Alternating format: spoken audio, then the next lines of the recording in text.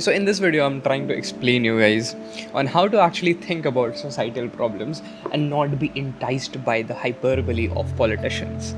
So a few things to dissect there, right? So what does hyperbole means? So hyperbole just means like if I'm trying to exaggerate anything.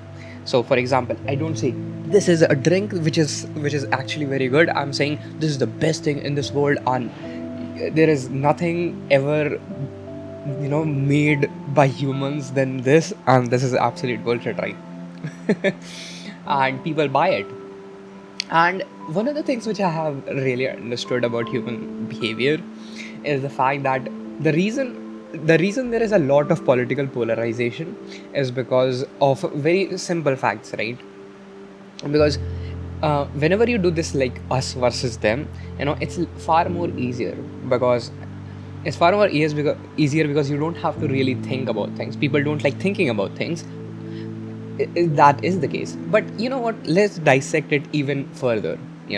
So just to conclude everything. So we have political polarization, and we have political polarization because it's easier to convince people. It's when it's us versus them, and when there is a lot of us versus them, people get more convinced and they get more hyped, and it's easier to manipulate them. And so this is the first. So we had 2 degrees, like political polarization, then us versus them, and the third reason. So why do like us versus them actually works? I really think the us versus them actually works because they don't have to use their brains. And why don't we like to use our brains? And I think a lot of it comes with evolutionary purposes. And when I mean evolutionary, it just means like our brain our brain spends a lot of energy, and we don't like to think about things because we don't want to spend a lot of energy which don't necessarily benefit us. So for example, in a certain way politics is just entertainment, and not in certain way, in many ways politics is just entertainment, and we don't want to think about entertainment a lot. We just want to watch it and get over with it. So we want to watch it, feel it, and get over with it. And sadly, this is how like almost every person about politics thinks this way. And people who are actually affected by the policy making, so really poor people, and people who are actively on war zones, that's the reason they just don't care about us versus them, because their brain starts thinking like, okay, this is the right path, this is the wrong path, and they start to collaborate more. So this is something I think you would see in war-torn areas. There you won't see us versus them. There you won't have identity politics, right? There will be unity. A really good example of this is actually in Hitler's Germany. In Hitler's Germany, there was racism before in Germany, but Hitler sort of just unified them against the world. It was just Jews versus them. And when there is us versus them, and so there is unification, and there was unification in Jews also. Jews are also racist in some ways. But there was, it was really easier so Ireland really hated, I would say, yes, so Ireland really hated like UK, United Kingdom, but in World War they got united, because it's really easy to understand this fact. When we are not affected by the entertainment, it's just easier for us to just feel it and get over with it. So that's the reason we indulge in identity politics more. And when it is actually affecting us, when the ideologies are actually affecting us, and if there a person stands on a bridge and says it's us versus them, so people are like, just forget about it, man, we don't even care who we are. We want a real solution. We want someone who can actually bring food in on our table. And it's usually the people who can think pragmatically, and people who think pragmatically, like generals, like military officers, diplomats and bureaucrats, those are the people who are actually appreciated in war-torn areas. So that's the reason diplomats are very important in life, and definitely in war areas. Now that we have like very stupidly discussed on why people like identity politics, but here's the thing. People, just people who can actually think about things, and people who actually feel about thinking about things, which is mostly philosophers. I want to talk with you guys, and I want to explain to you a new idea which I found. And the idea is actually of implementational philosophy. Ooh, that's nice. So you would say, like, okay, we already have applied philosophy. How is implementational philosophy sorry, how is implementation of philosophy different than applied philosophy? I would argue, like, applied philosophy is applied in like law, medicine, and law enforcement, military. That's where you apply, apply applied philosophy. And of course it's cool, but even there it's sort of like just theoretical and people don't really care about it. Yes, there is ethics in law, but do people really care about it? Not really. And the ethics which are taught in law schools, they are not really being practiced in the world, are they? Applied philosophy changes it. So not applied philosophy, so implementational philosophy. So implementational philosophy actually works on being like, okay, we have a problem, and we have a problem, and we have human behavior, and we would like to solve this problem. And implementational philosophy tries to give you a thought which might or might not resonate with you, on which two things will happen: either you will be able to take actions, or your suffering will become less.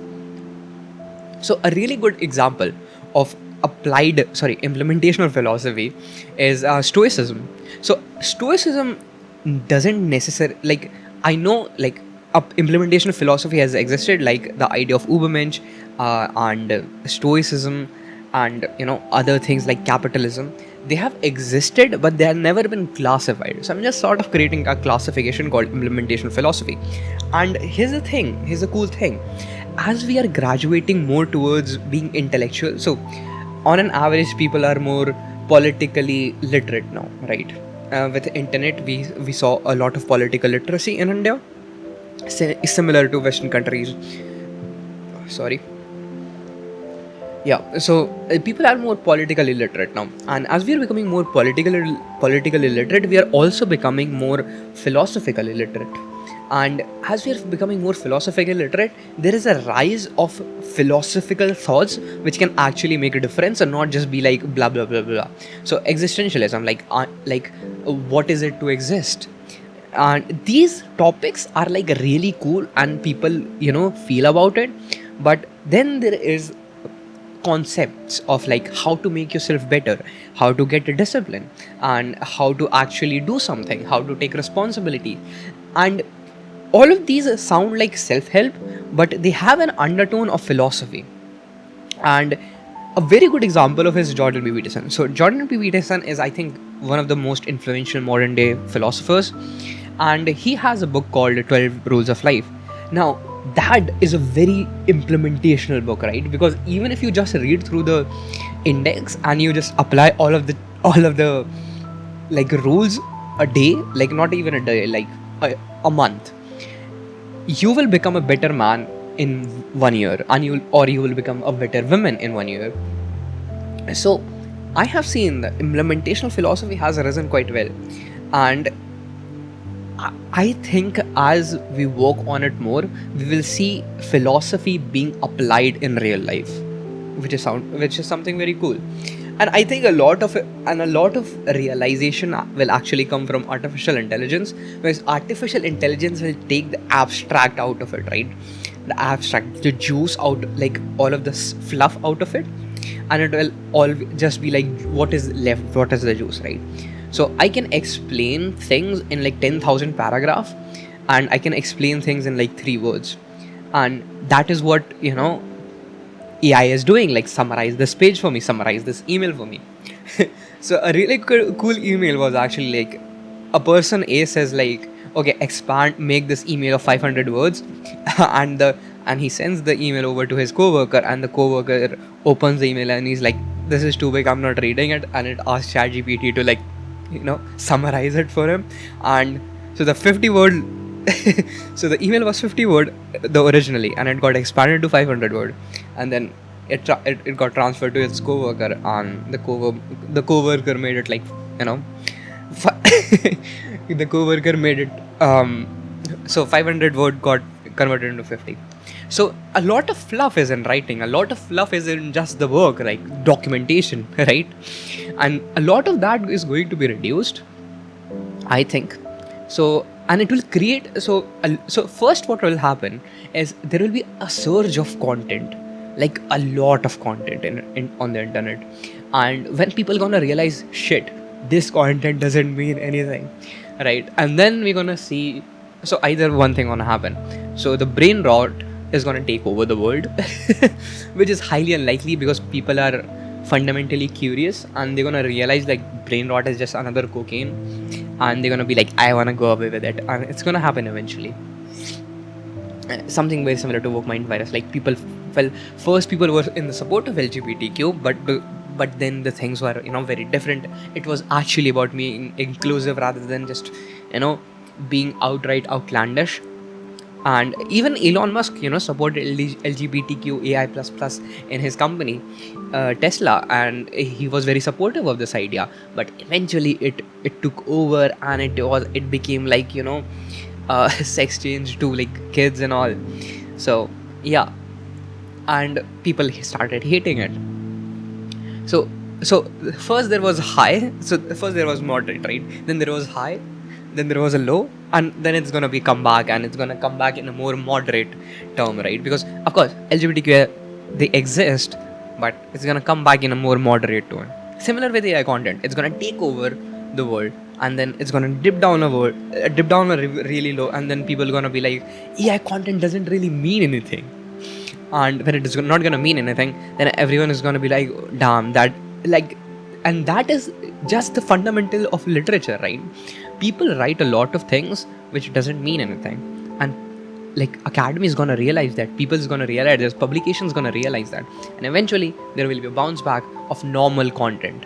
And then there is gonna be too much normal content, and then people gonna realize, okay, AI works a little bit, and then it's gonna flatten out, and then people will start to use AI for the right reasons.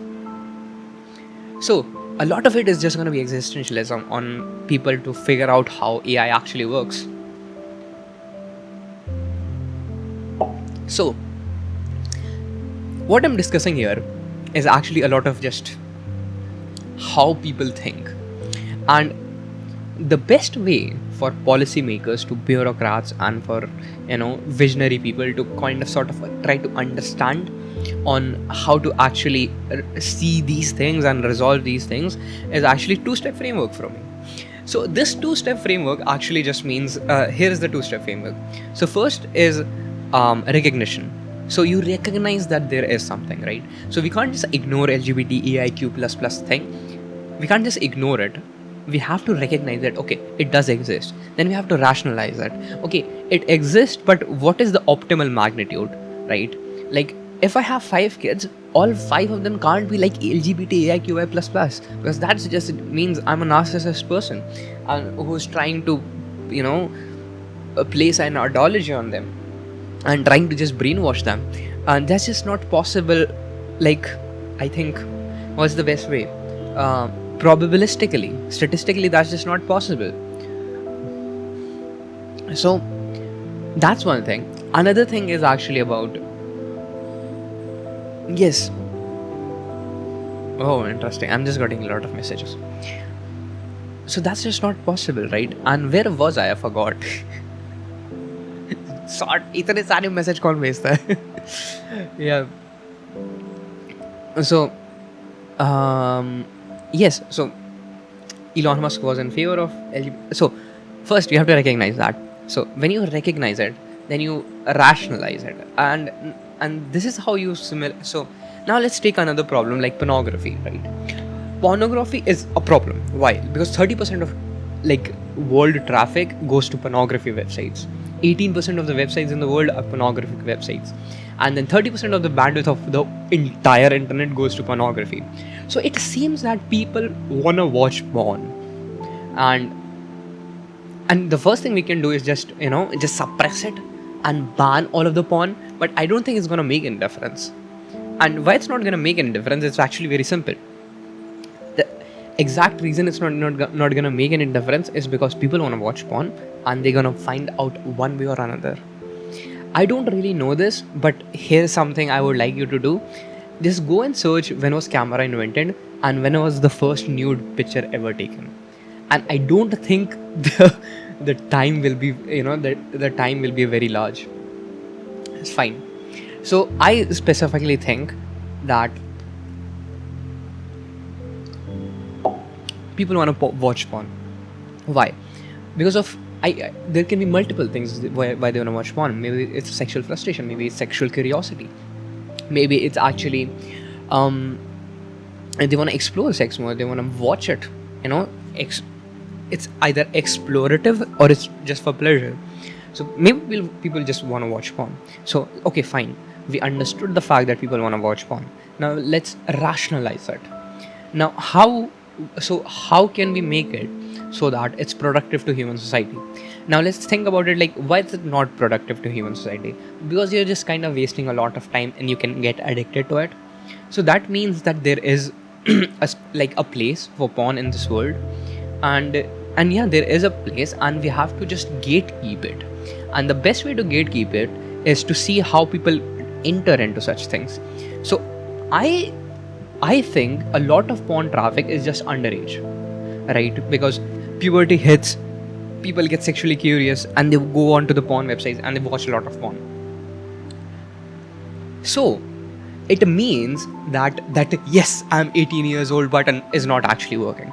A lot of porn is just about, just like small kids. And it is very important for us to understand these facts, that when puberty hits, people get sexually curious, and when they get sexually curious, they indulge in these activities. So either we can suppress it and we can produce more porn addicts, or we can actually recognize it and do some work and get some more, some data points. So here's the thing. I really think that it's sexual curiosity, and I don't really know how we're gonna do this. But I think if any psychologist is watching this, I think a really good study would be trying to understand, like, how to introduce, how to actually, how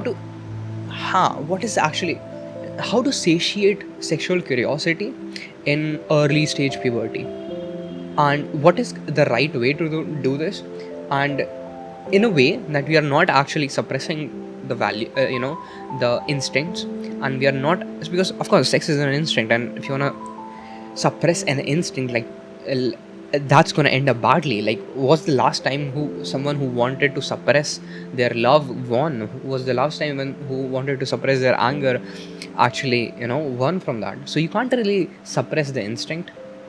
So instead of suppressing the instinct, what is the best way to satiate that that instinct?